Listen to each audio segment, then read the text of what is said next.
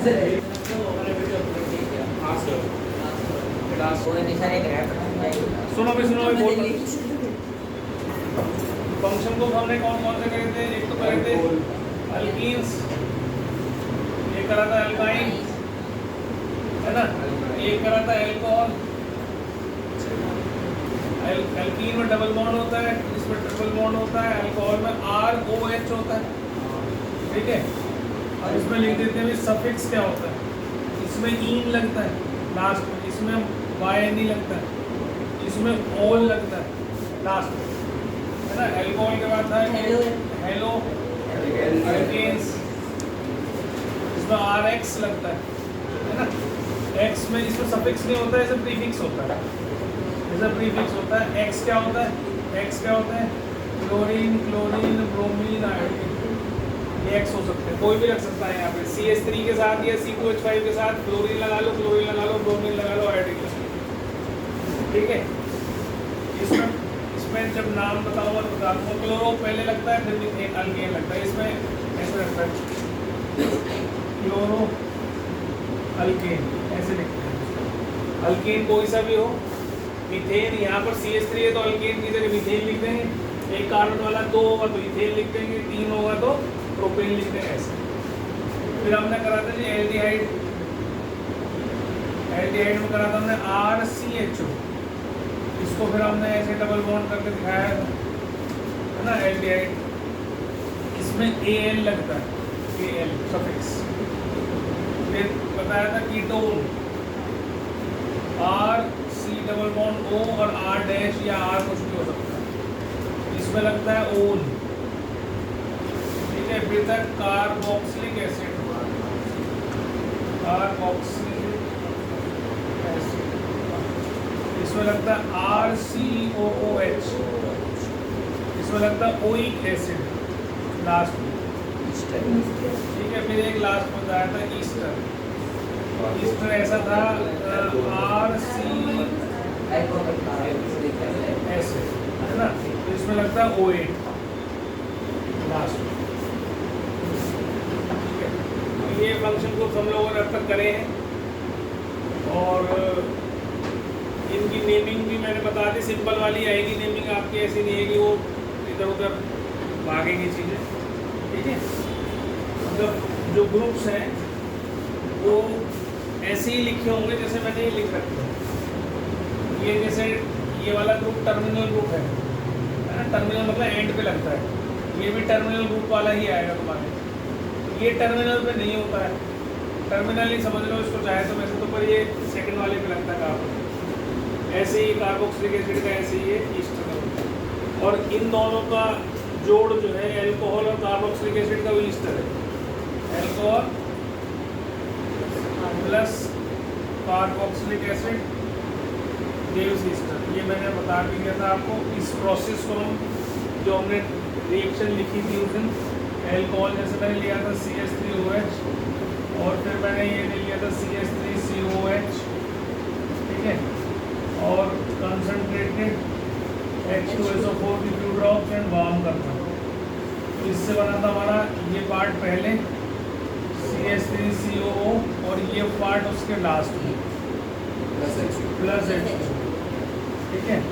इस रिएक्शन का नाम होता है esterification. Esterification, this is called esterification. 2 reactions हैं जो एग्जाम में 100% आती हैं, उनमें से एक तो आएगी स्टेरिफिकेशन या सैपोनिफिकेशन, है ना।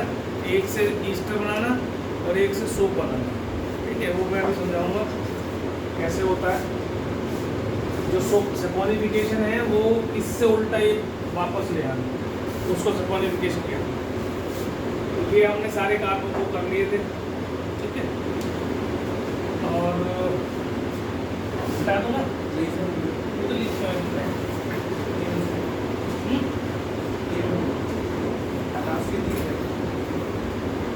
सब कल तो लिखवाए।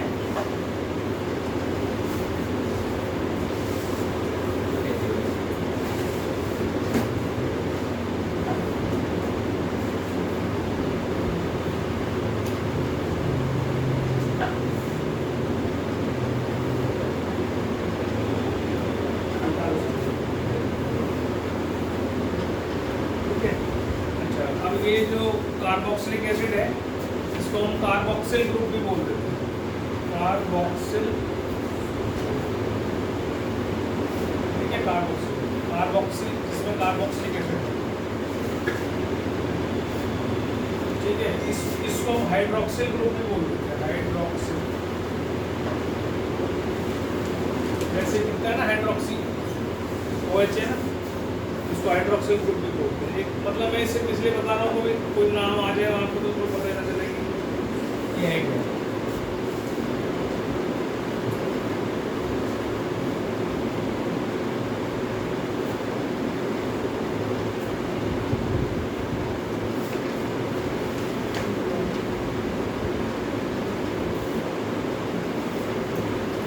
क्या ना? देखो अब एक चीज और याद रखिए, एग्जाम में क्वेश्चन आएगा, right the structure formula of ethanol, ठीक है, right the structural formula of ethanol. इसका मतलब इसमें 2 कार्बन है ना, तो आ गया बस दोनों आ जाओ, ठीक है। तो इथेनॉल का मतलब होगा CH3 CHO, ऐसे था ना, इसमें 2 कार्बन होते हैं, एक कार्बन 2 कार्बन का, ये फैन ऑफ कर।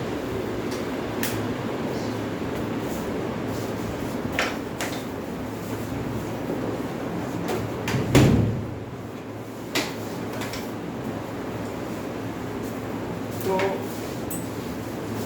ये है इथेनॉल। अगर तुम्हें स्ट्रक्चरल फॉर्मूला कहा है ना तो ऐसा नहीं बनाना, ये स्ट्रक्चरल फॉर्मूला नहीं है। स्ट्रक्चर में आपको हर बॉन्ड बताना पड़ेगा, दिस इज योर स्ट्रक्चर। कहाँ पर जैसे घर का स्ट्रक्चर बताते हैं ना, तो ये बताते हैं भाई यहाँ पे पिलर खड़ा है, ये बीम डला हुआ है ना, यहाँ पर ये चीज़ है, यहाँ पर ये चीज़ है, तो सारी चीज़ें आपको उसमें खोल के बतानी पड़ेगी, हर बॉन्ड के बारे में आपको जानकारी देनी। ये कह रहा था स्ट्रक्चरल फॉर्मूला, ठीक है। लेकिन अगर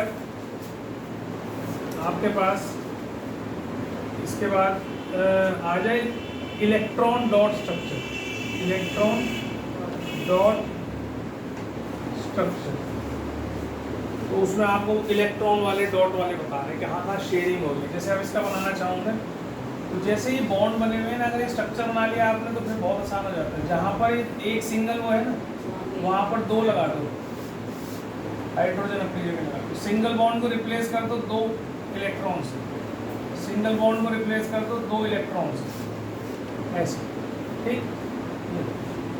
यहाँ जहाँ डबल बॉन्ड है वहाँ 4 होने चाहिए।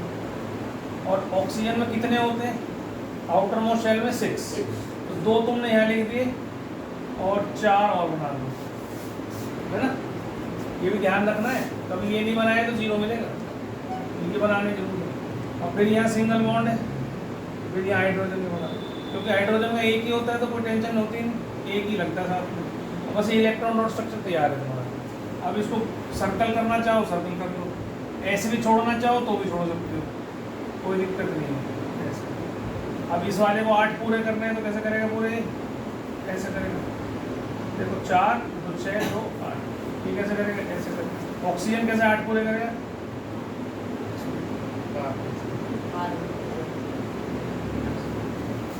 8 पूरे, समझ में आ रही है। अगर तुम्हें ये स्ट्रक्चर याद है तो इसे बनाने बहुत आसानी है कि कैसे बन रहा है। अब जैसे यही स्ट्रक्चर ऐसा होता है CH3 COOH, मैंने इसका दे दिया उसने। अब आपको अगर फॉर्मूला ये याद नहीं है स्ट्रक्चर ये कैसे बनाता है, तो फिर आपको मेहनत करनी पड़ेगी, देखना पड़ेगा कहाँ पे क्या चीज़ है। तो अब जैसे इसका स्ट्रक्चर बनाऊंगा तो ऐसे बनता है, this is structure formula of this, ये ऐसे बनता है।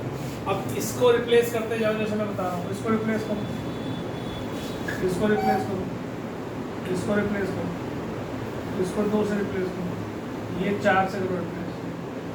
बस ऑक्सीजन के 4 अलग से लगाने मत भूलना, इसको करो। अब इसके 4 अलग से लगाने मत भूलना, इलेक्ट्रॉन डॉट स्ट्रक्चर कितना आसान है। लेकिन उसके लिए ये स्ट्रक्चर याद होना जरूरी है, जो स्ट्रक्चर बनवाया है मैंने। अगर ये स्ट्रक्चर नहीं होगा आपको याद तो फिर नहीं कर पाओगे। अब इसके सर्कल बनाने हैं, लो जी हाइड्रोजन के पूरे हो गए। बस ये ध्यान रखना पड़ोसी से शेयरिंग होती ही होती है जब भी बॉन्ड बनता है, उसका जो इलेक्ट्रॉन है ना वो भी आपके सर्कल के अंदर होना चाहिए। कई बार बच्चे क्या करते हैं ऐसे बना देते हैं, उन्हें पता तो होता नहीं वो सर्कल बनाना है। यहाँ पर एक ही रह गया इलेक्ट्रॉन, अब शेयर किसके साथ कर रहा है? शेयर तो पड़ोसी का करेगा ना, पड़ोसी इसका शेयर करेगा, जब भी तो कोवैलेंट बॉन्डिंग होगी। ठीक है, आपस में एक दूसरे की चीज़ों को शेयर करते हैं, तो ये ऐसे बनेगा ये। तो अब जब ये कार्बन लेगा तो ये भी इसको शेयर करेगा, इसके इलेक्ट्रॉन। और इसके पड़ोसी कितने हैं? 1 2 3, तो तीनों से शेयरिंग करेगा। जितने वो शेयर करेंगे इतना ही पड़ोसी शेयर करेगा। अगर उसने 2 करे तो ये भी 2 ही करेगा, ये नहीं है कि ये 1 ही कर लेगा। ठीक है,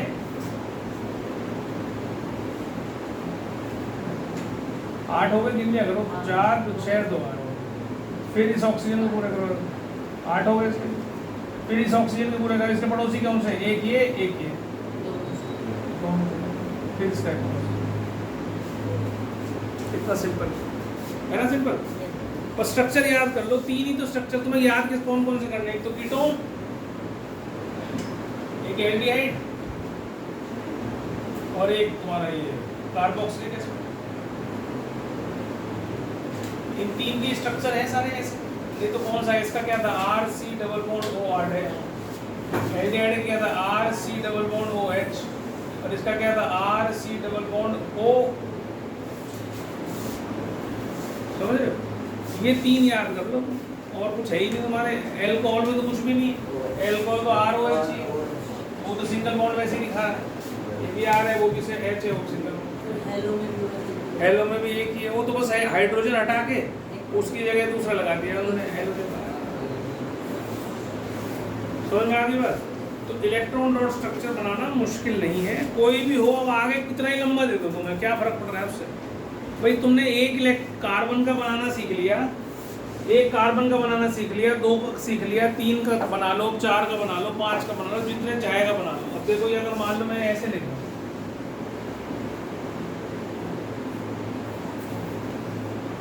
मान लो ये बनाना है, तो यहाँ मुझे पता है भाई, है ना? अब क्या करना है इसमें? स्पेशल क्या है? ये हटाते जाओ, 2 लगाते जाओ बस। तुम अगर नहीं भी सर्कल करोगे ना तो भी कोई काटेगा नहीं नंबर तुम्हारे। ये तुम्हारा बन गया स्ट्रक्चर, इलेक्ट्रॉन डॉट स्ट्रक्चर ही है। तुमने बता दिया भाई क्या कर रहे हैं। बस यहाँ 4 में 2 लगाने ऑक्सीजन के मत भूल जाए। इसमें गलती करते हैं बच्चे, इसके 2 अलग से जिसको लोन पेयर्स बोलते हैं वो लगाना भूल जाते हैं। बस हो गया, कुछ मत बनाओ तुम सर्कल, ऐसे ही छोड़ दो तो भी तुम्हारा इलेक्ट्रॉन डॉट स्ट्रक्चर सही है। और उसमें अगर तुमने कारस्तानी करी और किसी का टेढ़ा मेढ़ा करके घुमा दिया, कई बार बच्चे क्या करते हैं, जिसको कमी पड़ रही होती है तीसरे से ले आते हैं, घुमाना ही तो है, घुमाने रास्ता ढूंढो नहीं होता था पहले। एक वो आता था, पजल आती थी, यहाँ से घुसो और वहाँ निकलो दूसरी तरफ, तो उसमें ऐसे ऐसे ऐसे ऐसे, तो वो कहीं से भी इलेक्ट्रॉन ले आते हैं। भाई हमारा पड़ोसी है सारे। ब्यूटानोइक एसिड है 1 2 3 4।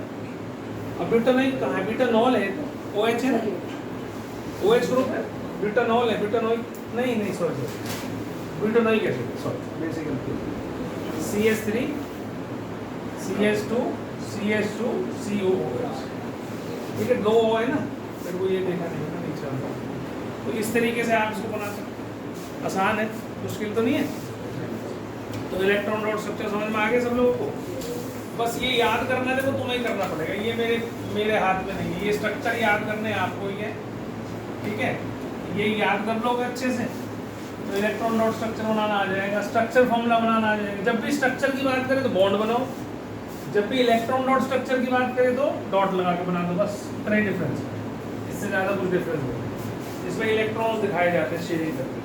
तो मिथ आएगा तो कार्बन नहीं लगाना है, मिथ में कार्बन नहीं लगाना। मिथ में कार्बन समझ नहीं आई?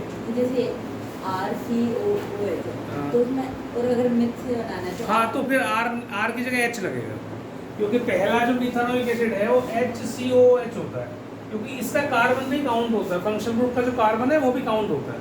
तो इसमें एक कार्बन है, इसलिए इसका नाम है मिथानोइक एसिड।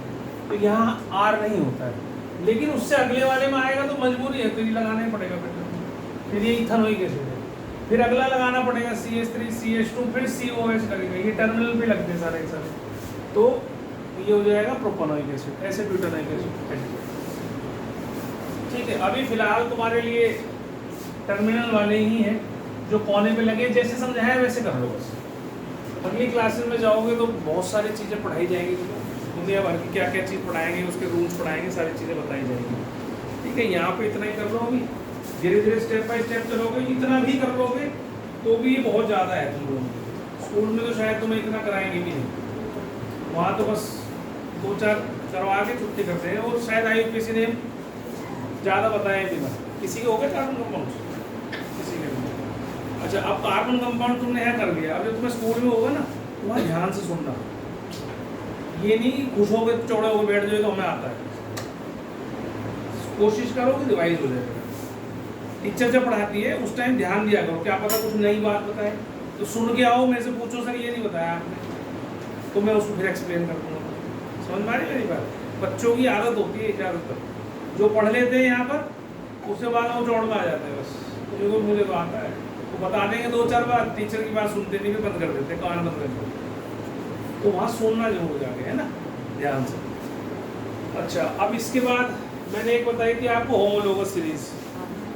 तो होमोलोगस सीरीज में क्या बताया था, भाई एक से मेंबर्स जिनकी सिमिलर केमिकल प्रॉपर्टीज हो, वो कंसेक्यूटिव मेंबर्स CH2 ग्रुप से डिफर करते हैं, या 14 एटॉमिक मास यूनिट से डिफर करते हैं। ये मैंने समझा भी दिया था तुम्हें ना, फिर एक बार फिर बता देता हूँ। जैसे मीथेन है, उसके बाद है इथेन, उसके बाद है प्रोपेन, तो अब इसमें डिफरेंस CH2, इसमें डिफरेंस CH2, मतलब इसमें से इसे माइनस कर दो तो 2 कार्बन, यहाँ 1 कार्बन, तो 1 कार्बन बचा, 6 में से 4 माइनस कर दो तो 2 बचे, ऐसे ही इसमें से ऐसे करूँ, इसमें से ऐसे करूँ तो CH2, तो ये डिफर करते हैं CH2 ग्रुप से। और इसका एटॉमिक मास जो होता है वो होता है 12 + 2, मतलब 14 AMU, ये आपका एटॉमिक मास यूनिट, मतलब जो कंसेक्यूटिव मेंबर्स हैं दे डिफर बाय 14 AMU या CH2 ग्रुप, ये ऐसे याद रखना है। तो होमोलोगस सीरीज सब में होती है। होमो का मतलब ही होता है एक जैसे, ठीक है, होमोलोग का मतलब होता है एक जैसे, तो एक जैसे मेंबर्स हैं वो सारे के सारे। जैसे कल मैंने एग्जांपल भी दिया था कि सारे कोई भी स्पीसी है, सारे डॉग्स हैं तो इकट्ठे कर लो, सारी कैट्स हैं इकट्ठे कर लो, सारे गधे इकट्ठे कर लो, सारे इंसान इकट्ठे कर लो, तो उनकी सबकी प्रॉपर्टीज सेम होंगी। कुत्तों को देखो तुम, सारे कुत्ते जो हैं गाड़ी के पीछे भागते है ना, बिल्ली भागती देगी कभी, गाय भागती देगी, ये उनकी प्रॉपर्टी विशेष, आदमी भी नहीं भागता, है ना। तो ये सबकी अलग अलग पिक्यूलियर और यूनिक प्रॉपर्टीज होती है हर स्पीसी की। तो ऐसी यहाँ पे भी मीथेन की प्रॉपर्टी इथेन से इससे नहीं मिलेंगी, एल्केन की प्रॉपर्टी एल्कीन से नहीं मिलेंगी, एल्कीन की प्रॉपर्टी एल्काइन से नहीं मिलेंगी, अल्कोहल से नहीं मिलेंगी, उनसे केमिकल नहीं मिलेगी। तो ग्रुप उनका बनेगा जिनकी हरकतें सेम। समझ में आ गई मेरी बात? उसी को होमोलोगस सीरीज बोल देते हैं।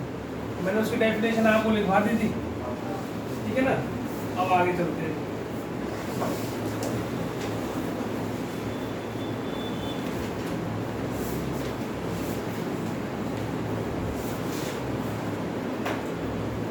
इसके बाद आ जाता है हमारा जी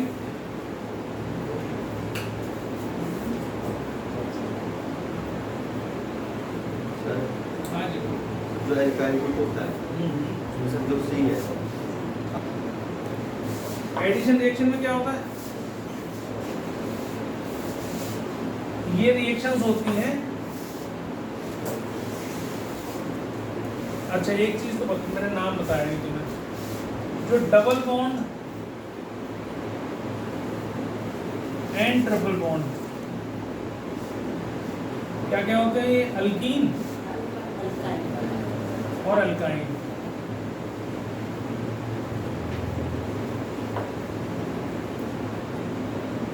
इनको हम बोलते हैं अनसैचुरेटेड हाइड्रोकार्बन्स,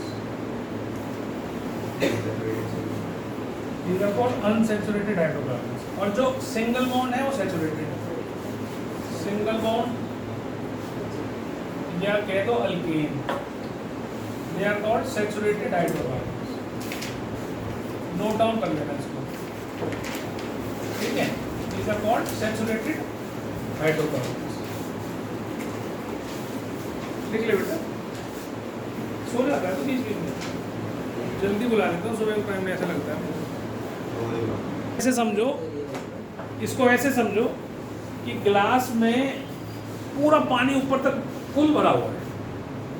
अब मैं चाहूँ उसके अंदर कुछ और ऐड कर दूँ, कर सकता हूँ? नहीं कर सकता। तो सैचुरेट है वो पूरा का पूरा भरा हुआ है ऊपर। तो अल्केन्स जो है उसके अंदर कभी भी कोई चीज़ हम ऐड नहीं कर सकते, पर इसमें से रिप्लेस कर सकते हैं। रिप्लेस कर सकते हैं ना। अब मैं क्या करूँ कि गिलास भरा हुआ था पूरा, उसमें से मैंने थोड़ा सा पानी निकाला, उसकी जगह दूध भर दिया, ठीक है। या उसके अंदर मैंने गिलास भरा हुआ था, उसमें से आधा निकाल लिया, 1/4 मैंने उसमें से दूध भर दिया और 1/4 उसमें रूह अफ़ज़ा डाल दिया, फोड़ डाल दी। वो तो हो सकता है, एडिशन हो सकता है। कब? नहीं, रिप्लेसमेंट है ये।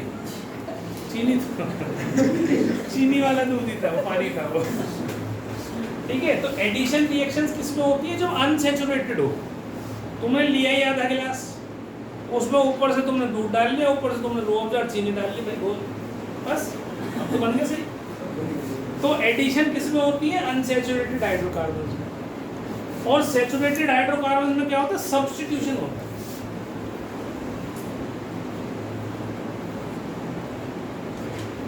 अब आप इसको ऐसे समझो, हाँ, जैसे क्रिकेट की टीम होती है, 11 प्लेयर है ना। फुटबॉल की टीम लगाओ, क्रिकेट की छोड़ो, फुटबॉल के लगाओ, तो उसमें क्या होता है? रिप्लेसमेंट देते हैं।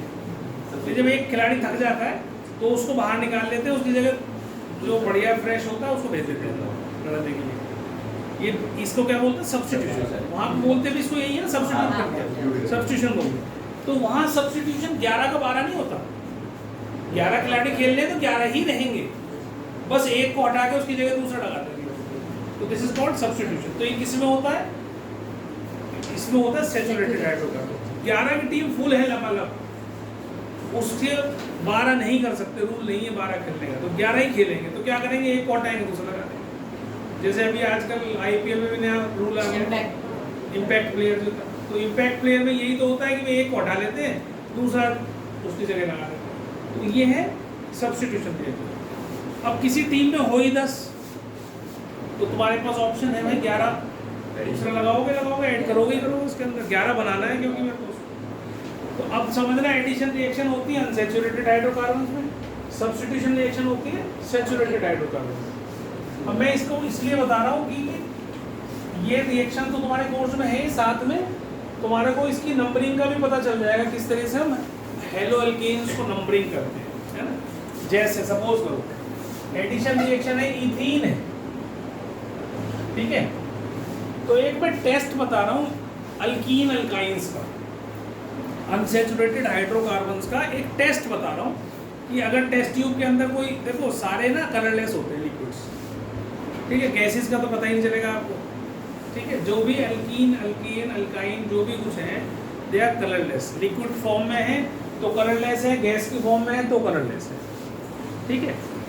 अब अगर हम इसके अंदर ब्रोमीन वाटर टेस्ट होता है, this is called bromine water test.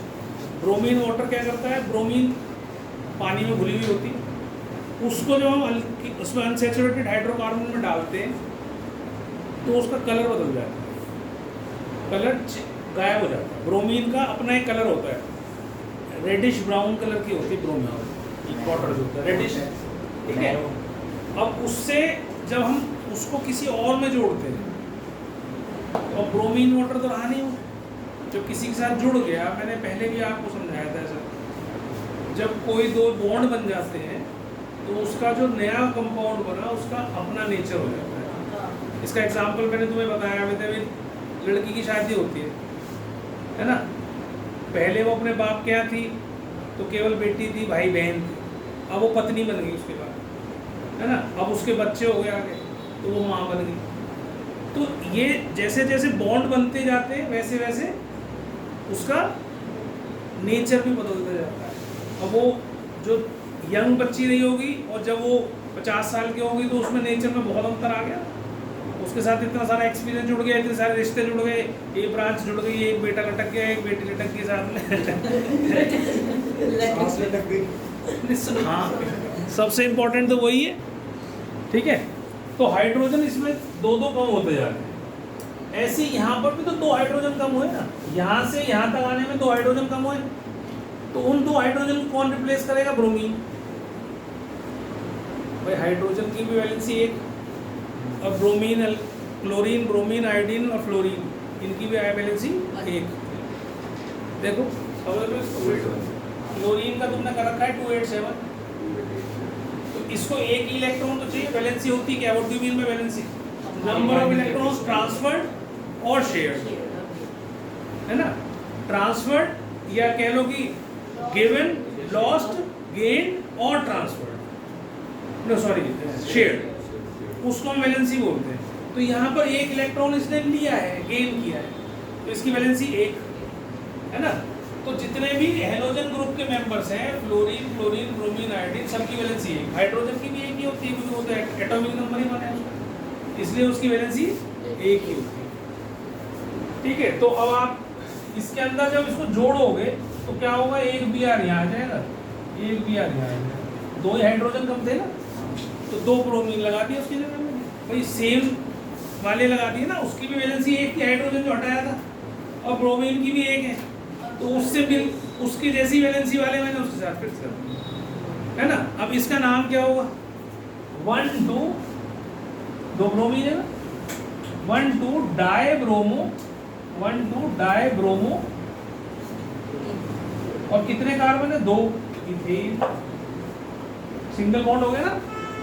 अब सिंगल बॉन्ड बन गया, डबल बॉन्ड नहीं है। अब इसका नाम क्या होगा? 1 2, कहाँ ब्रोमीन लगा हुआ है? पहली पोजीशन पे लगा हुआ है, दूसरी पोजीशन पे लगा, तो 1 2 डाइब्रोमो, और जितने कार्बन है उसमें उतना अल्केन, इथेन। समझ में आ गई बात? अब मान लो ये यही चीज ट्रिपल बॉन्ड होता, तो अब यहाँ पर कितना डिफरेंस है? 4 हाइड्रोजन का डिफरेंस है। इसका मतलब इसमें 4 ब्रोमीन घुसेंगे, तो 2Br2 आएगा। तो क्या आएगा जी? CH तो है ही है, इसको तो ऐसे लगा ही लो, एक H, एक Br यहाँ लगा दो, एक Br यहाँ लगा दो, एक H ये है, Br यहाँ लगा दो, एक Br यहाँ लगा दो। देखो जितने हाइड्रोजन कम हैं उतने ब्रोमीन जोड़ दो उसके अंदर। अल्केन से वो कर लेना, उसी मेंबर के उतने ही कार्बन एटम के अल्केन से उसको कंपेयर कर लेना कि भाई अल्केन में कितने थे और अल्काइन में कितने हैं। बस 4 हाइड्रोजन का डिफरेंस है, उतने ही ब्रोमीन जुड़ेंगे उसमें जाके, तभी तो डबल बॉन्ड से ट्रिपल बॉन्ड से सिंगल बॉन्ड बनेगा। उसकी कमी दूर कर रहे हैं ना, इसमें 4 हाइड्रोजन कम थे सिंगल बॉन्ड बनाने के लिए, तो जो कमी थी उसको ऐड कर दिया हमने ऊपर। समझ में आ गई मेरी बात? अब इसका नाम क्या होगा? 1,1,2,2 टेट्रा ब्रोमो इथेन। अब यहाँ पर जाकर जो ये वाला कंपाउंड बना है, ये ब्रोमीन का जो रेडिश ब्राउन कलर था ना, वो गायब हो जाएगा। क्या हो जाएगा? गायब हो जाएगा, क्योंकि वो उसके साथ जुड़ गया, एक नया कंपाउंड बन के आ गया हमारे पास, वो जुड़ गया उसके, ऐसे याद रखना। तो ये ब्रोमीन का अपना नेचर खत्म, इसलिए ये कलरलेस हो जाएगा। तो ये टेस्ट है, टेस्ट ट्यूब ले लें 2, एक में सैचुरेटेड हाइड्रोकार्बन अल्केन, या एक में कोई सा भी ले लो अल्कीन अल्काइन, दोनों में ब्रोमीन वाटर डालो। अगर उसने कलर चेंज कर दिया, कलरलेस हो गया, तब तो वो अनसैचुरेटेड है। और अगर वो वैसे ही पड़ा रहा कलर, उसका कलर चेंज नहीं हुआ, तो समझ लो सैचुरेटेड है, जुड़ा ही नहीं, रिएक्शन ही नहीं होगा, जुड़ेगा ही नहीं उसका। समझ में आ गई मेरी बात? तो ये एडिशन और सब्स्टिट्यूशन। अब सब्स्टिट्यूशन में क्या होता है? सब्स्टिट्यूशन में एक हाइड्रोजन को हटाकर उसकी जगह कुछ और हम लगा देते हैं, कुछ भी हो सकता है। और तुम्हारे कोर्स में यहाँ पर अभी क्लोरीन के बारे में, फ्लोरीन, क्लोरीन, ब्रोमीन, आयोडीन ऐसे ही उन्होंने बताया। तो सब्स्टिट्यूशन रिएक्शन में क्या होता है? जैसे मान लो मीथेन है हमारे पास, मैं इसमें क्लोरीन जोड़ना चाहता हूँ, तो ये ऐसे ही नहीं जुड़ेगी, क्लोरीन पास कर दी, मिक्स कर दी, जुड़ गई, क्योंकि ये सैचुरेटेड है ना, इसमें नहीं जुड़ेगी, ऐड तो नहीं होगी ना आपस में। तो हम इसके लिए क्या करते हैं? इसको सनलाइट में ले जाते हैं, सनलाइट। तो सनलाइट में ही ये रिएक्शन होती है, सनलाइट। तो सनलाइट में क्या होता है, ये इसके 4 हाइड्रोजन थे देखो, एक H, एक H, एक H, एक H। एक हाइड्रोजन को इसके Cl 2 है कि नहीं? तो ये HCl आपस में ये वाला यहाँ जुड़ जाएगा, HCl बाहर निकल जाएगा, ऐसा हो जाएगा। CH यहाँ Cl आ जाएगा और HCl जो बचा ये और ये बाहर निकल। तो ये सब्स्टिट्यूट हो गया, हाइड्रोजन को Cl ने रिप्लेस करा सनलाइट की प्रेजेंस में, अपने आप नहीं होगा। फिर बोल रहे जो कंडीशन है सब्स्टिट्यूशन रिएक्शन उस कंडीशन में ही होगी, और सब्स्टिट्यूशन किस में होगी? अल्केन्स में ही होगी, भरे भराए सैचुरेटेड में, है ना। इसको हटाया, उसकी जगह क्लोरीन डाल दिया। जब तक ये नहीं हटेगा जब तक नहीं। अब देखो उसमें हाइड्रोजन नहीं हटा कोई भी, इसमें डिफरेंस समझ ना चीज का। भाई यहाँ पर 4 हाइड्रोजन थे, अभी भी 4 के 4 ही है। एडिशन रिएक्शन में हमने बाहर से और जोड़ा है, उसके अंदर जितना था उसके पास वो तो अपना अभी भी है। देखो C2H4 तो पूरा है, अब उसमें और 2 Br ऐड करे मैंने, क्योंकि कम था, ग्लास आधा था भरा हुआ, भैया और भर दो, उसको भर दिया। तो ऐड करने में एनर्जी नहीं लगी। ऐड करने में क्या एनर्जी लगेगी सर? जैसे इलेक्ट्रॉन को हटाए तो आयनाइजेशन हटाया कहाँ? नहीं, जुड़ा, ये तो जुड़ा। हाँ, तो इसमें जोड़ने में वो हीट करेंगे, वो एनर्जी नहीं लगती। जरूरी नहीं होती, किसी किसी में होती भी है, लेकिन ज़्यादा जरूरी नहीं होती कि तुम्हारा हो। इसमें नहीं है, इसमें कुछ नहीं, अपने आप हो जाएगा जुड़ लगते ही, ठीक है, क्योंकि उसके अंदर कमी है ऑलरेडी, एक्सेप्ट कर लेगा बट से। तो कंडीशन तो हर जगह है ना। जब कई बार ऐसा होता है कि कोई चीज़ तुम ऐसी जोड़ रहे हो जो आसानी से ना जुड़ती हो, तो इसके अंदर एक्सेप्शन तो बहुत सारी है केमिस्ट्री में, लेकिन इनमें नहीं है, ये जुड़ जाएगा सीधा। यहाँ पर नहीं जुड़ेगा, ये तो पहले ही भरा बैठा है। अब मैं किसी से कहूँगा कि भाई तू जो है तेरे पास स्मोक है, मेरे पास पूरे पैसे, कोई दिक्कत नहीं। अब जबरदस्ती उससे पैसे लूँ और फिर दूसरी दूर से, अब मैं कहूँ तेरी मर्सिडीज छीन लेता हूँ, तेरे को मैं इनोवा दे देता हूँ, नहीं हो सही, ज़्यादा हो जाएगा। तो वो इनोवा में नहीं ले लेगा ना, तो कैसे लेगा? लट से लेगा। तो फिर ये लट है, भाई रिप्लेस कर रहे हो तुम उसको। अब यहाँ हाइड्रोजन कम कर दिया आपने, तो यहाँ CH4 था, 4 हाइड्रोजन थे, यहाँ 3 ही रह गए। यहाँ पर 4 थे हाइड्रोजन, यहाँ 4 के 4 ही हैं, और ऊपर से एक्स्ट्रा दे दिया।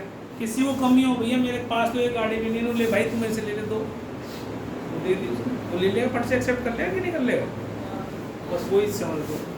तो एडिशन में हाइड्रोजन कम नहीं होते हैं, जो उसका मेन जिसमें ऐड कर रहे हो उतने ही कार्बन उतने ही हाइड्रोजन रहते हैं।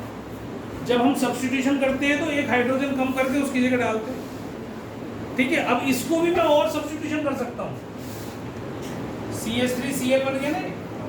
अब इसमें अगर मैं क्लोरीन जोड़ता रहूँ सनलाइट की प्रेजेंस में, तो क्या होगा? अब इसका ये 3 हाइड्रोजन थे ना, ये ऐसे था। अब ये Cl यहाँ से Cl, यहाँ से H और ये Cl अलग हो जाएंगे, और ये Cl आएगा इसमें जुड़ जाएगा, तो ऐसा बन जाएगा। देखो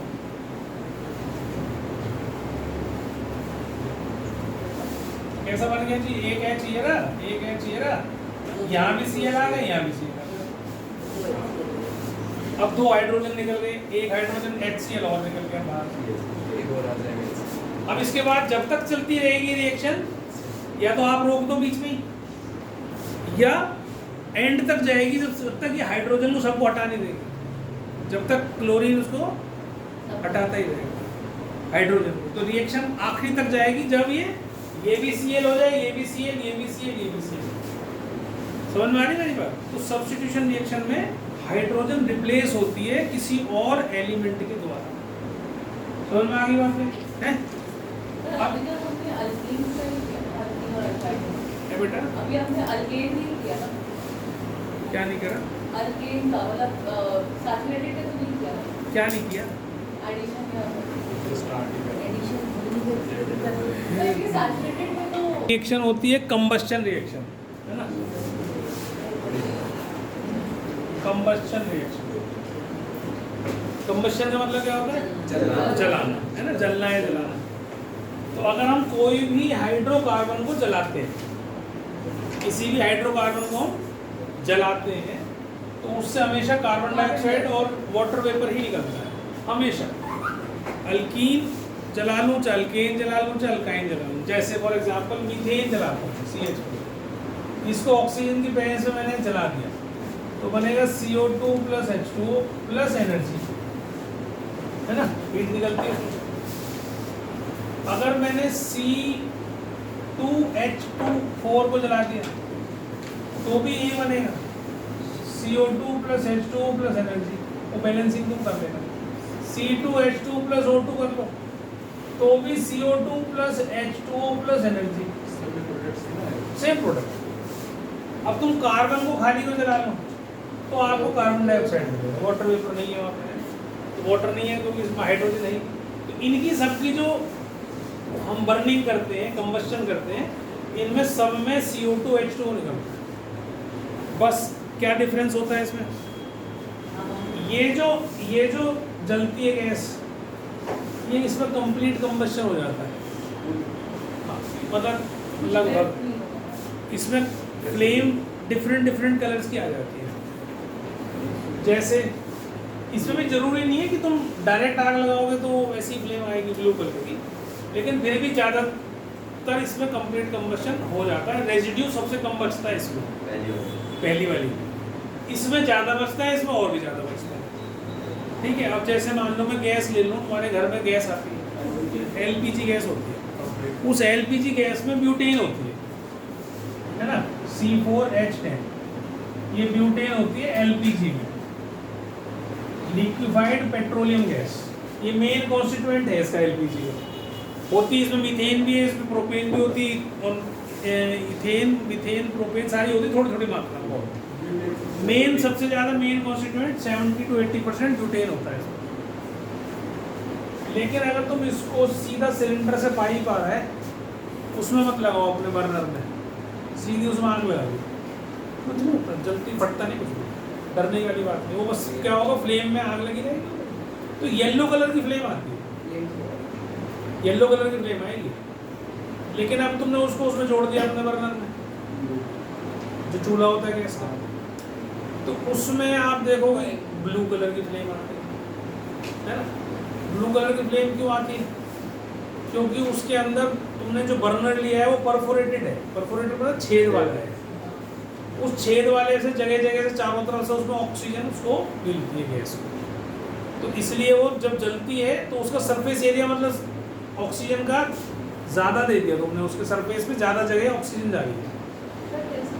देखो, सोच कर देखो जरा एक बार। मतलब उसमें तो वो है, फोर्स है। हाँ, तो फोर्स से हर जगह से जा रही है ना, कम ही तो हुआ अगर पूरे में। कम कैसे हुआ बता दे, सोच के देख। अगर कोई चीज़ इतना है, अगर मैं उसको पूरा दे दूँ तो ऑक्सीजन हवा दे दिया तूने, तो सरफेस तेरे पास इस तरह से लगेगी, उसमें गोल चक्कर में यहाँ पर सारे में लगेगी, इस सरफेस से पूरी पे लगेगी बाहर से, और तुम यहाँ छेद कर करके देने लगो तो इस पे प्रेशर से यहाँ से जाएगी, कैसे, है ना। अब इसमें फिजिक्स भी इन्वॉल्व होगी, तो इसलिए वो नहीं समझा रहा हूँ, समझ लिया बस इस बात को इतना ही। तो जब छोटे छोटे छेद के थ्रू जब गैस जाती है तो ज़्यादा ऑक्सीजन प्रोवाइड करती है वो उसमें, ठीक है। तो जब ज़्यादा जाएगी तो ये इसका जो कलर का फ्लेम है ना वो बदल जाएगा, मतलब इसमें कंप्लीट कंबस्शन हो जाएगी। तो फ्लेम मैंने तुम्हें 3 तरह की बताई हुई थी शुरू में, अगर ध्यान हो तुम्हें तो, वैसे तो ध्यान रखते नहीं हो, चमत्कारी लोग हो सारे, बताइए नहीं मुझे तो बताइए नहीं। बीच वाली सबसे खराब है।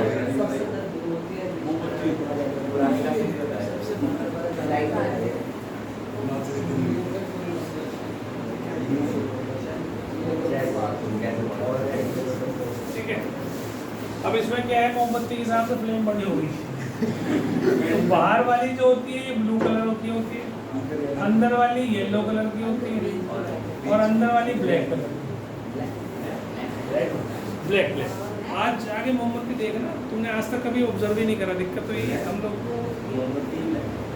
ब्लैक घर जाके देख लियो। पीली दिखती है। हाँ तो तू देखियो, आज तेरे को ब्लैक भी दिखाई देगी। अब तक तुझे पीली दिख रही थी ना, अब तुझे ब्लू भी नहीं दिखी ना कभी। आज अंधेरे में बैठी हो, रात में जलाई हो, तेरे को ब्लू भी दिखेगी। भगवान को देखने के लिए सूक्ष्म दृष्टि चाहिए होती है, वो जब दिखती है तो उसकी प्रैक्टिस करते हो। अब तुझे फ्लेम को ध्यान से देखेगा, ध्यान तो देते नहीं हम लोग आसपास क्या हो रहा है। ऑब्जर्विंग पावर बहुत कम है सब लोगों की है। अगर मैं तेरे से भी पूछ लूँ कि गजरूप कैसे कलर की कोट टी शर्ट पहन के आया तो बता नहीं सकता मेरा देखे बता। देखो ये देखो बता दो तेरे से तो मैं पूछता सातवीं कौन से कलर की पहन के आया। ये देख अब देख पलट रहा है ना, हरा कहाँ है, कहाँ बताया हरा। अब कल से यही सबसे पहले है ना, ब्लू कलर जो है वो लीस्ट तो नहीं कहूँगा, नॉन ल्यूमिनस होती है, नॉन ल्यूमिनस। और येलो फ्लेम जो है वो ल्यूमिनस होती है। तो आज घर पे जाके गैस जलाना अंधेरे में रात को और किताब लेकर एक चैप्टर पढ़ने की कोशिश करना। खूब सारी फ्लेम निकल रही होगी उसमें ना, चारों जला लेंगे तुम चूल्हे। 4 वाला है, किसी के 2 है तो 2 जला, 3 वाला 3 जला लेंगे और उसके पास खड़े होके 1 फुट दूरी पे अपनी किताब पढ़ने की कोशिश करना। फिर एक छोटी सी मोमबत्ती लेना और उसको यहाँ रख के और यहाँ खड़े होकर पढ़ना तो पढ़े। तो ऐसा क्यों होता है कि येलो फ्लेम ल्यूमिनस है और ब्लू फ्लेम नॉन ल्यूमिनस है, क्यों होता है ऐसा बताओ। क्योंकि फुल कंबशन हो जाता है ना ब्लू में, तो उससे क्या होता है, पार्टिकल्स से वो ज़्यादा स्कैटर हो पाते हैं। बहुत बढ़िया मेरे याद है मुझे। ब्लू जब होता है तो इसका मतलब उसमें से धुआं निकल ही नहीं रहा। कभी बर्तन देखे काले होते हैं अपने, वो भी नहीं ऑब्जर्व करा होगा मम्मी। जब चाय बनाते हैं गैस के ऊपर या खाना तो तेरे हो जाते हैं, काले हो जाते हैं, काले हो जाते हैं ना। चूल्हे बनाता है उस पे गैस पे ऐसे तो दादी बनाती चूल्हे। गैस में बनाता है ना, गैस पे काला हो जाता है बर्तन, गैस पे तो चूल्हे पे हो जाता, गैस पे नहीं होता। गैस पे जब होता है जब तुमने बर्नर के छेद बंद कर रखे हैं, जैसे दूध उबला और उसके ऊपर गिर गया तो उसके छेद बंद हो गए तो ऑक्सीजन की सप्लाई कम हो गई उसके चारों तरफ, तो उसमें से येलो फ्लेम आनी शुरू हो जाएगी। इसमें कोई बहुत बड़ा काम नहीं होता, घर जाना दूध गिरा देना उसके ऊपर मलाई वाला। सुनो तो सही, अरे नहीं कोई, अरे सुनोगे यार, उसमें कौन सी बड़ी बात है, गिरा के उसको जला के देख लेना, ब्लू निकल रही है येलो निकल रही, फिर उठाना ब्रश से धो देना, साफ करके रख देना। तो वो ग्रीन या कलर्ड जो आती है जब किसी और चीज से रिएक्शन होके जलते हैं, सर एक बार कुछ और है उसके अंदर सिर्फ कार्बन हाइड्रोकार्बन नहीं है। कई बार येलो भी आ जाता है बर्तन में आती है ना, जब ही आती है जब छेद बंद होते हैं उसको, नहीं येलो आ जाता है। नहीं आएगी, या तो गैस खत्म होने वाली होगी जब येलो फ्लेम आएगी, या अगर आपका बर्नर गंदा है तो आएगी। कई बार ऐसा होता है कि छोटे छोटे जो कॉकरोच के बच्चे होते हैं ना वो घुस जाते हैं बर्नर में और जल के मर जाते हैं उसमें। बहुत छोटे होते बारीक, उनको पता तो होता नहीं, कहीं भी छेद में ना हो उसे, तुमने गैस जला दी, जल के मर गए अंदर। अब उसमें जलने के बाद क्या होता है, कार्बन ही तो बन गया, अब वो बंद हो गया उसमें। अब जब 5, 7, 10 छेद बंद हो जाते हैं तो ऑक्सीजन की सप्लाई कम हो गई तो ब्लू फ्लेम से येलो फ्लेम बन जाती है, तो बर्तन को काला करती है। अभी ल्यूमिनस नॉन ल्यूमिनस की सुन लो मेरी बात, कहानी पहले पूरी पे ल्यूमिनस क्यों है नॉन ल्यूमिनस क्यों है। तो ब्लू कलर जब कंप्लीट कंबशन हो जाती है तो कोई भी अनबर्न्ड कार्बन पार्टिकल बचता ही नहीं है, काला नहीं करता। अनबर्न्ड कार्बन पार्टिकल्स ही होते हैं जो काला कर देते हैं चीज़ को। हमने आंखों में स्याही लगाने की बात में काजल की बात करी थी ना एक बार, कि दिवाली पे हम ऊपर दिया रखते हैं, दिए पे काजल बनाते हैं, कार्बन ब्लैक बोलते हैं है ना, उसके ऊपर जला के रख देते हैं, तो रात को इकट्ठा कर लेते हैं उसको, फिर सरसों तेल में लगा के आँखों में लगाते हैं, तो काजल वही होता है एक्चुअली। ये तो बाजार में जो काजल आता है ये तो सब सिंथेटिक का खराब काजल है, आँखों खराब करता है। जो वो है उसके अंदर पहले कपूर मिला लेते थे थोड़ा सा, बहुत थोड़ा सा, और नीम की जो बत्ती होती है, नीम होता है ना नीम, उसमें बत्ती को भिगो के सुखा के और उससे बनाते थे, तो उस काजल के अंदर नीम के भी गुण आ जाते थे और कपूर तुम डाल देते हो और आंखों के लिए बहुत ही बढ़िया शानदार चीज़ होती है, बहुत बढ़िया चीज़। ठीक है, तो वो कार्बन ब्लैक आता कब है? जब अनबर्न्ड कार्बन पार्टिकल्स, जब कंप्लीट कंबस्शन ना हुआ हो, पूरी तरीके से नहीं जला। जब तुम लकड़ी जलाते हो तो तुम देखते हो कितनी सारी राख बचती है, गैस में देखी तुम राख बचती है। तो जहाँ कंप्लीट कंबस्शन हो गया वहाँ कोई रेजिड्यू नहीं बचेगा, कंप्लीट खत्म, जो कार्बन था वो पूरा जल गया। लेकिन जहाँ बचे गया इसका मतलब है वहाँ कंप्लीट कंबस्शन हुआ ही नहीं। आगे बात समझ में नहीं? तो यहाँ पर ब्लू फ्लेम में कोई कंप्लीट कंबस्शन, पूरा कंप्लीट कंबस्शन हो रहा, कोई रेसिड्यू नहीं बचा। अब ये ल्यूमिनस क्यों होती है, नॉन ल्यूमिनस क्यों होती है? जब अनबर्न्ड कार्बन पार्टिकल्स होते हैं वो ऊपर हवा में उड़ते हैं। कभी धुआं नीचे गिरता हुआ देखा है? धुआं ऊपर की तरफ जाता है, यहाँ कटोरे का तो यहाँ काला काला चल जाएगा, ऐसे होता है ना। तो जो अनबर्न्ड कार्बन पार्टिकल्स ऊपर उड़ रहे होते हैं उस पर लाइट टकराती है तो वो स्कैटर करते हैं, स्कैटर करते हैं, फैला देते हैं उसको। तो फैलाते हैं तो तुम्हारे को कमरे में रोशनी हो जाती है एक मोमबत्ती जलाने से ही। और इतना सारी अगर ब्लू फ्लेम भी जला दूँ मैं तब भी नहीं होगी। क्यों? क्योंकि उसमें स्कैटरिंग होगी, क्योंकि अनबर्न्ड कार्बन पार्टिकल स्कैटर कौन करेगा? Unburned carbon particle. जब वो है ही नहीं तो कैसे होगी स्कैटरिंग? जब स्कैटरिंग नहीं होगी तो ल्यूमिनेसिटी होगी नहीं, उसमें ल्यूमिनस होगा ही नहीं, चमक होगी ही नहीं उसमें। समझ में आ रही मेरी? रोशनी नहीं देगा वो। और ब्लू फ्लेम में ऐसा ही होता है, वहाँ पर कंप्लीट कंबशन हो जाता है, कार्बन होते ही नहीं अनबर्न्ड कार्बन पार्टिकल्स, लिए स्कैटरिंग ऑफ लाइट होती है। समझ में आ गई मेरी बात? तो ये ब्लू और येलो का कंसेप्ट समझ में आ गया। नॉन ल्यूमिनस होती है ब्लू क्योंकि कंप्लीट कंबशन हो जाता है। यहाँ पे लिख देता हूँ कंप्लीट कंबशन, हाँ लिख लो। यहाँ पर इनकम्प्लीट कंबशन, ठीक है।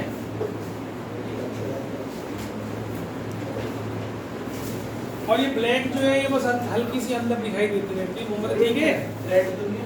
तो चला जाना घर, और अगर उल्टी आ रही है तो फिर वहां जाके कर ले उसको, ठीक है। इधर ध्यान दो भाई, अब समझ में आ गया। अब इसमें जो है ज्यादा एनर्जी निकलती है इसमें और कम कार्बन निकलता है। मैं ऐसा नहीं कह सकता कि गैस को खुली छोड़कर मैं उसमें आग लगा दूं तो येलो फ्लेम नहीं निकलेगी, वो तो निकलेगी। लेकिन अगर हम उसको परफोरेटेड बर्नर से एक्स्ट्रा ऑक्सीजन हम कुछ नहीं दे रहे, केवल एक उसके लिए एनवायरनमेंट तैयार कर रहे हैं कि भाई चारों तरफ से उसमें गैस की ऑक्सीजन की सप्लाई होगी, तो उसमें ब्लू फ्लेम बन जाती है। बात समझ में आ रही? लेकिन अगर यही काम इथीन गैस के साथ करूँ मैं, गैस सिलेंडर के अंदर इथीन गैस भर दूँ और परफोरेटेड बर्नर रख दूँ छेद वाला, उसमें जलाऊंगा तो उसमें येलो फ्लेम ही निकलेगी, उसमें ब्लू फ्लेम नहीं बनेगी। उसी सिलेंडर में जो तुम घर में एलपीजी बेटा मत बात, वो आगे आते हैं आगे आते, ठीक है। तो उसी सिलेंडर में अगर मैं इथीन गैस भर दूं जिसमें आपका एलपीजी गैस भरी हुई है, ब्यूटेन है, तो it will not give blue flame. तो इसकी ब्लू फ्लेम भी मिल सकती है हमें, लेकिन कैसे मिलेगी? हमें बाहर से एक्स्ट्रा ऑक्सीजन सप्लाई करनी पड़ेगी, अपनी तरफ से सिलेंडर से ऑक्सीजन सप्लाई करूं, मिक्स करूं दोनों को और फिर जलाऊं, तो ब्लू फ्लेम दे सकती है ये। और ऐसे ही ये दे सकती है इथाइन, बाहर से मुझे ऑक्सीजन प्रोवाइड करनी पड़ेगी। परफोरेटेड बर्नर से भी ब्लू फ्लेम नहीं निकलेगी, इसमें नॉर्मल कंडीशंस में ब्लू फ्लेम नहीं निकलेगी, ठीक है। इसमें ट्रिपल बॉन्ड होता है ना, इसमें डबल बॉन्ड होता है। अब ध्यान से समझना इस बात जो समझा रहा हूँ, इनको दिमाग में रखोगे चीजों को तो तुम्हें फायदा देंगे आगे। जितने बॉन्ड तोड़ोगे उतनी ज़्यादा एनर्जी निकलती है उससे, बशर्ते कंप्लीट कंबशन हो जाए। अब इसको मैं अगर ऐसे ही पूरे ऑक्सीजन के साथ एनवायरनमेंट में जो ऑक्सीजन है उसकी प्रेजेंस में जला दूंगा तो इसमें बहुत कम एनर्जी निकलेगी, क्योंकि अनबर्न्ड का कार्बन पार्टिकल्स होंगे, पूरा कंप्लीट कंबशन होगा नहीं, तो एनर्जी विल बी लेस। पूरा कंप्लीट हो टूटेगा भी नहीं, कुछ आधा जला रह जाएगा। जैसे लकड़ी को तुम जलाते हो तो लकड़ी के टुकड़े बच जाते हैं जलने के बाद भी, मोटे मोटे लकड़ी जल रह जाती है ना, पूरी कार्बन ब्लैक बचा रह जाता है। डंडा भी अगर जल गया तो तुम देखते हो उठा सकते हो, पूरा डंडा ऐसे भी बच जाता है। होली की रात में देखा था, जब होली चलती है तो उस टाइम पे तुम देखो लकड़ी के टुकड़े बड़े बड़े बच जाते हैं। बड़ा गट्टा डाला इतना मोटा किसी ने, तो वो ऊपर से तो सारा जल गया, बंद तो गया बिल्कुल, लेकिन कार्बन इतना मोटा कार्बन का टुकड़ा बचा रह गया। समझ आ रही है बात? तो ये कंप्लीट कंबस्शन नहीं हुआ, इसका मतलब अभी पूरी तरीके से वो ब्रेक नहीं हुआ, जला नहीं, कार्बन रह गया अभी भी। लेकिन अगर तुम इसको ऑक्सीजन दे दो बाहर से तो ये कंप्लीट वो बॉन्ड सारे टूट जाएंगे, पूरे से जल जाएगा, पूरा जल जाएगा, कुछ रेसिड्यू नहीं बचेगा, nothing, no residue will be left. कोई भी अल्कीन हो चाहे कोई भी अल्काइन हो। समझ में आ रही है मेरी बात? जब वो जल जाएगा तो जितने बॉन्ड टूट रहे हैं उतनी ज्यादा एनर्जी देते हैं। तो अल्कीन के अंदर जो एनर्जी निकलेगी वो अल्केन से ज्यादा निकलेगी अगर कंप्लीट कंबस्शन करवा रहे हैं तो।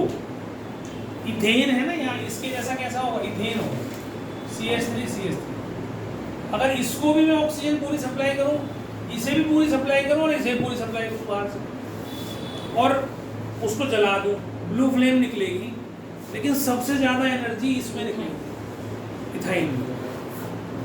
तो तुमने अभी कभी देखा नहीं होगा, कभी क्योंकि अभी तुम छोटे बच्चे हो, कभी पापा के साथ गए हो, गैस वेल्डिंग जब देखी होती थी, गैस वेल्डिंग होती है। जब कोई मेटल टूट जाता है, कोई भी चीज़ हैंडल वेंडल टूट जाता है चक्का, तो वो वेल्ड करते हैं ऐसे करके, देखा? अच्छा वो तो उसके अंदर एक ऐसी चौक सी होती है, उसकी वो जो बर्नर सा होता है उसमें से आग निकलती है पतली सी, ये मेटल लेके उसको साथ पिघला के चिपका देते हैं, देखा है ना? कोई पिघलता है उसको। हाँ, डंडी पिघल वही चिपकती है जाके। एक रॉड होती है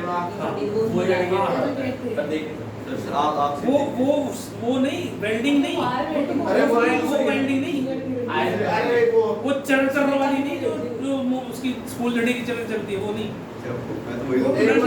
एक गैस वेल्डिंग होती है, एक गैस वेल्डिंग, वो तो बिजली से होती है, वो तो उसकी रॉड्स अलग होती है, वो चटर पटर करती रहती है, वो नहीं, वो आग से होती है, वो बिल्कुल साइलेंट होती है। उसके अंदर जो गैस होती है ना, बेटा सुन ले, मैं बता दूंगा तो किसी दिन दिखा भी दूँ। जो ये वाली वेल्डिंग होती है, इसमें जो गैस भरते हैं वो होती है oxy acetylene torch, oxy acetylene gas, acetylene होती है, इसको एसिटिलीन बोलते हैं। इथाइन है ना, ये तो इसका IUPAC नेम है। इसका जो कॉमन नेम है वो है एसिटाइलिन, इसका। इसके अंदर ऑक्सीजन मिक्स करके और इसको कंप्लीट कंबस्शन कराते हैं। तो जब कंप्लीट कंबस्शन कराते हैं तो इसमें से बहुत एनर्जी निकलती है, इतनी एनर्जी होती है कि वो मेटल को भी पिघला देती है। अगर मैं यही काम इससे करूँगा तो नहीं पिघलेगा मेटल, लेकिन इससे करता हूँ तो पिघल जाता है। तो गैस, इसको बोलते हैं ऑक्सी एसिटिलीन टॉर्च, इससे गैस वेल्डिंग करते हैं। समझ में आ रही है मेरी बात? तो जितने बॉन्ड्स, उनको अगर 3 बॉन्ड्स है तो मेरे को तो जोड़ लगाना पड़ेगा इसका बॉन्ड को तोड़ने के लिए। तो जब बॉन्ड को तोड़ूंगा तो एनर्जी रिलीज होगी, जैसे बॉन्ड टूटेगा अगली एनर्जी, तीसरा टूटेगा तो उसको तोड़ दिया तुमने बॉन्ड। अब ये इसका ये शेप थोड़ी रह रही है यहाँ पर, ये तो CO2 बन गया। तो जब इसको ब्रेक करोगे, तोड़ोगे किसी को, इसको ह्यूमन उसमें जोड़ लिया करो। किसी भी रिश्ते को अगर आप तोड़ते हो तो कितनी एनर्जी रिलीज होती है, सोच कर देखो। किसी से तुम्हारे को बहुत प्यार मोहब्बत है, तुम्हारी मौसी है, चाचा है, मामा है, कोई भी है, उसने कोई ऐसी हरकत कर दी कि वो रिश्ता जो है तुम्हारा टूट गया, टूट जाता है। तुम बहुत छोटे बच्चे हो, कुछ भी हो सकती है वो, तो उसकी टीस इतनी ज़्यादा होती है, इतनी ज़्यादा अंदर से महसूस करता है खराब आदमी, नेगेटिव एनर्जी क्रिएट होती है बहुत ज़्यादा। और वही चीज़ अगर अच्छी हो रही हो तुम्हारे साथ तो कितना पॉजिटिव एनवायरनमेंट क्रिएट होता है। तुम नाना के जाते हो, या नानी के जाते हो, या मामा के जाओ, या मौसी के जाओ, और वहाँ तुम्हें बहुत खुशी मिले, सब बहुत प्यार करते हो, तुम्हारे आगे पीछे घूमते हो, कितना बढ़िया लगता है, मज़ा आता है। अब उसी को तोड़ दो तो क्या होगा, बहुत ज़्यादा भयानक तरीके से आग निकलती है। जैसे 2 भाइयों में अगर झगड़ा होता है ना, बड़ा वाला, तो वो एक दूसरे के जान के दुश्मन हो जाते हैं, दोनों सगे भाई एक दूसरे को मारने को गिर जाते हैं। जैसे बाप बेटे में झगड़ा हो जाता है, उसने उसको प्रॉपर्टी कम दी, ये दे ही नहीं रहा अभी फिलहाल, होगा जब मरूंगा जब ले लियो। वो होता है। तो लड़के जो है अपने बाप को मार देते सर पता है हैं। कितनी एनर्जी रिलीज होती है तू मत बता। तो और जो ब्लू फ्लेम होगी, वहां पर no soot flame, no soot होगी, कंप्लीट कंबशन। वहाँ पे कौन सी हुई? अरे, कोई नहीं होगी, ब्लू फ्लेम होगी, बता तो रहा हूं। वहां पर धुआं नहीं होगा ना, धुआं देखा गैस में, तेरे भी होगा धुआं। ठीक है, तो ब्लू फ्लेम में कोई सूट नहीं होता। सूट का मतलब होता है धुआं।